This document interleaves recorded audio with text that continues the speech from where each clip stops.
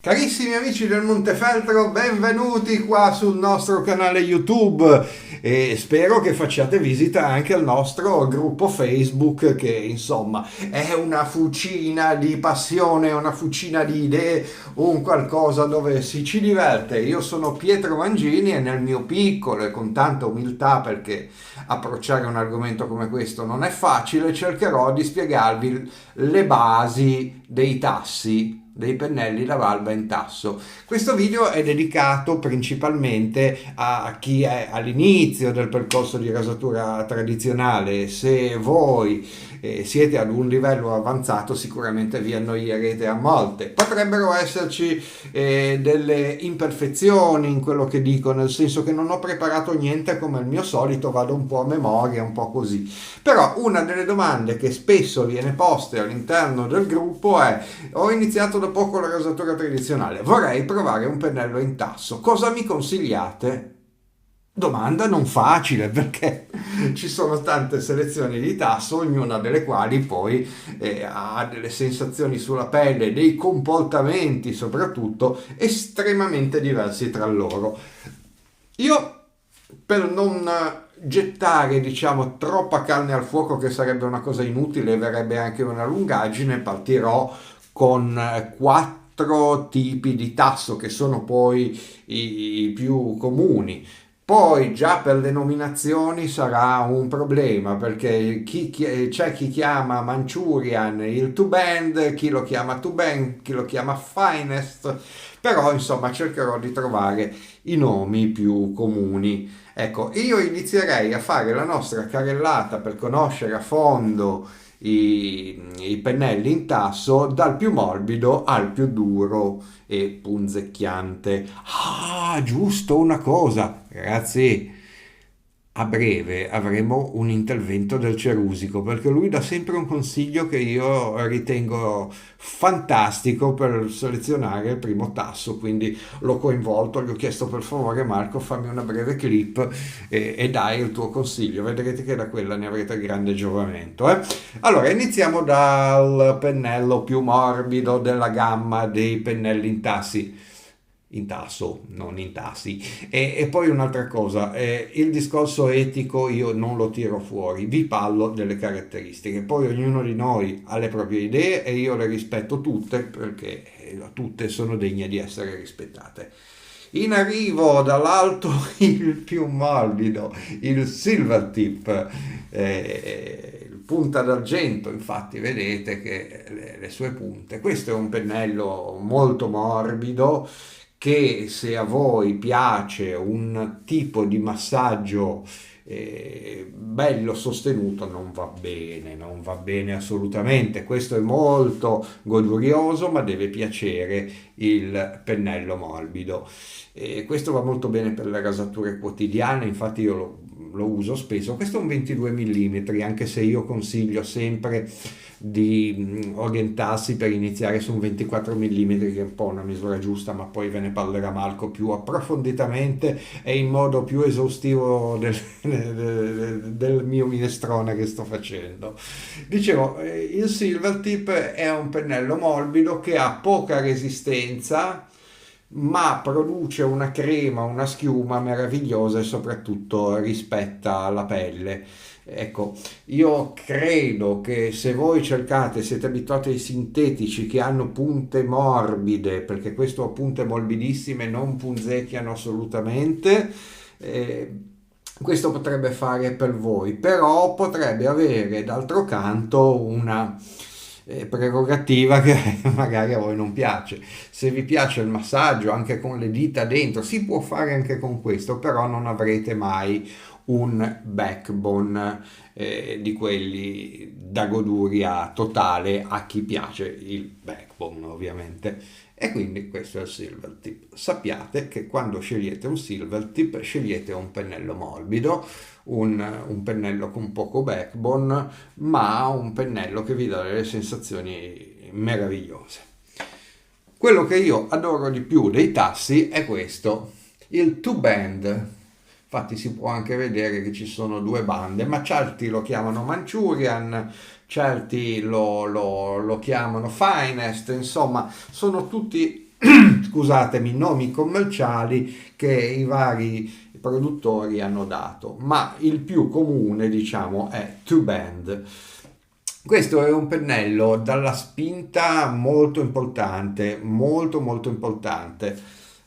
Ha un backbone interessante, soprattutto con le dita nel ciuffo, vi fa dei massaggi e vi smuove la barba assolutamente dignitosamente. Parliamo delle punte. Le punte poi dipende anche da modello a modello, da marca a marca per la selezione, non pungono assolutamente, se non qualche piccola scrub, ma proprio un minimo che il Silvertip ad esempio non dà. Vedete come sono anche diversi, e già lì dalla vista si capisce il backbone. Questo secondo me è il pennello in tasso più equilibrato.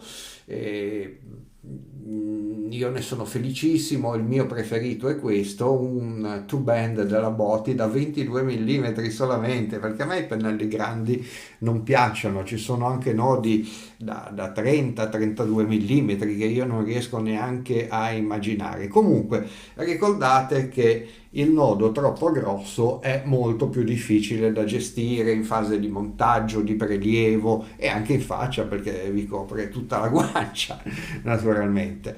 E questo naturalmente poi per tutti va considerata la densità, ma magari ne parliamo dopo. Ok? Poi una via di mezzo che quasi non si incontra, perché i produttori di solito si concentrano più sui primi due che ho fatto vedere, cioè il Silvertip e il Two Band. Un altro è questo che si chiama Best Badger. Praticamente ha un backbone abbastanza accentuato, ma non esageratamente. Ad esempio ne ha di più il Two Band, però ha le punte che leggermente punzecchiano, ma non pungono, perché punzecchiano non vuol dire pungono. È una qualità di tasso leggermente meno pregiata, però è assolutamente dignitoso. Io questo lo adoro, però ve lo sconsiglio perché non vale quello che costa. Questo è il X2L The Colonel di Simpson, un pennello inglese fatto con certi standard qualitativi eccetera, però insomma io, se volete iniziare con i tassi, vi sconsiglio un pennello da 75-80 euro come primo pennello, che poi tra l'altro non è neanche della migliore qualità dei tassi. Ragazzi, io sono di origini genovesi, quindi vi do i consigli su come risparmiare, naturalmente. Comunque è giusto citarlo perché è una selezione di tasso che è assolutamente interessante, eh? Poi magari più in là però. Per ultimo, il Pull Badger. Il Pull Badger è un puntasfilli, no, non è vero, però quasi. È un tasso che a me non piace particolarmente, ne ho 4-5 di questi, ma non li uso mai, sono scimmie del passato. Però se a voi piace un pennello con un backbone, guardate, incredibile, e li ho bagnati tutti per farli cedere un po' di più e non farmi male, con un backbone incredibile degno di un maiale, ma con le punte che pungono. È vero quello che si dice, che più lo si usa un pochino migliora, ma migliora solo un pochino, ragazzi, non sarà mai all'altezza di un Two Band, di un Silvertip o di un Best Badger. Questo è un pennello che in faccia si fa sentire, ma non è per forza un difetto, ragazzi, perché a chi piace è una goduria. A me non piace, ma c'è chi gli piace avere tanto backbone e il pennello presente. Allora questo è veramente l'ideale e vi farà godere. Tra l'altro questo con le dita nel ciuffo così, proprio scarta vetra, massaggia bene naturalmente. Adesso volevo parlarvi di un altro discorso, avendo più o meno chiarito con sempre il mio modo di fare un po' confusionario, perché io non mi preparo niente, vado sempre a braccio perché a me non piacciono le cose preparate, sono fatto così, cosa ci volete fare? Volevo parlarvi della densità. Ecco, la densità di un ciuffo è molto importante, soprattutto quando saliamo di misura, perché chi è all'inizio ha più difficoltà a gestire un pennello con una densità importante. Ora non si parla di un 22 mm perché sia più o meno denso, anzi è meglio più denso, perché dà un po' più di backbone, eccetera. La densità è quanti peli ci stanno all'interno di un nodo. Ad esempio, questo è un nodo da 22 e c'è un sacco di peli, perché se io vado a stringere, ecco, non riesco a stringerlo completamente perché ha circa il 20% di peli in più rispetto a un 22 normale. Se noi prendiamo un pennello troppo denso, innanzitutto io parlo sempre di tassi, dobbiamo capire che ci sarà più difficoltà nella gestione del sapone se siete all'inizio, perché poi quando le cose si fanno naturalmente un po' più abitué e poi si fa tutto. Bisogna sapere che più è denso, più sapone ci va. Se voi siete abituati al sintetico, vi prendete il tasso, qualsiasi tasso, tenete conto un 30% in più di sapone per avere la stessa resa. Questo 30%, e sono stato anche, perché io ad esempio ho dei Chubby della Simpson che ce ne va anche il 60% in più di sapone rispetto a un pennello normale sintetico, quindi questo tenetene conto, perché sennò poi dite ma non funziona, e grazie se non ci metti il sapone che il tasso desidera, quest'altro, quell'altro non funzionerà mai, ecco. Non prendete all'inizio, secondo me, pennelli troppo densi, perché poi vi andate a complicare la vita. Stessa cosa vale per questo, che anche questo è un pochino più denso del normale, ma non è densissimo. Ne ho di quelli molto densi, non li ho portati neanche per farveli vedere, perché non c'entrano nulla col discorso che sto facendo. Allora, mettiamo conto che voi comprate il vostro bel tasso, avendo sentito le caratteristiche secondo quello che è la vostra esigenza, e dovete fare il, tra virgolette, rodaggio. Ecco, innanzitutto vi dico che non serve rodaggio nei tassi. Alcuni possono avere un po' di odore, serve farli aprire, perché quando vi arrivano sono così, cioè proprio non si vede nulla, ecco, sono così chiusi totalmente, e naturalmente non sono utilizzabili. Come faccio io? Non è detto che sia il modo giusto, io ho sempre fatto così, insomma. Prendo una bacinella, quella che uso per adermi e scuotere il rasoio, la riempio di acqua calda, non bollente ma bella calda, e ce lo ficco dentro così nell'acqua per una mezz'ora, tre quarti d'ora, poi faccio dei montaggi a vuoto finché l'odore non va via, ma se non c'è odore, come nella maggior parte dei tassi moderni, perché era una volta che davano odore, ne può bastare anche uno. Il tasso è subito pronto per essere usato. Stessa cosa, l'ammollo, lo mettete 5 minuti in acqua giusto per ammorbidire le setole, e state tranquilli che non rompete il manico come succede con i pennelli in maiale. Questa è un'altra informazione importante. Il tasso non è igroscopico, cioè non assorbe acqua, non fa come per le setole di maiale che si gonfiano e poi vanno a rovinare o le ghiere oppure la parte alta del pennello. Lui quel volume ha, quel volume mantiene, quindi lo potete anche immergere se avete piacere totalmente. Questo ci tenevo a specificarlo perché lo dicono veramente in pochi. Poi i movimenti rotatori, ecco, io andrò assolutamente controcorrente, io li faccio, i movimenti rotatori li faccio anche con il Silvertip, non è mai successo niente, non si è mai annodato niente, non ha mai perso peli. Ragazzi, se non si potesse fare i movimenti rotatori, per me sarebbe una enorme limitazione dell'utilizzo, e quindi proprio abbandonerei i tassi. Quelli che vi dicono di non farli, sì, è Simpson, quella che vi dice di non farli è Simpson, perché anticamente in effetti erano molto poco densi, insomma era meglio non farli, ma i tassi costruiti in modo moderno, cioè il tasso è sempre il pelo, non è che si costruisce, però diciamo che la composizione in modo moderno permette anche le dita dentro, i movimenti rotatori, voi andate tranquilli, a parer il mio, e usateli nella maniera più serena che si può. Quindi,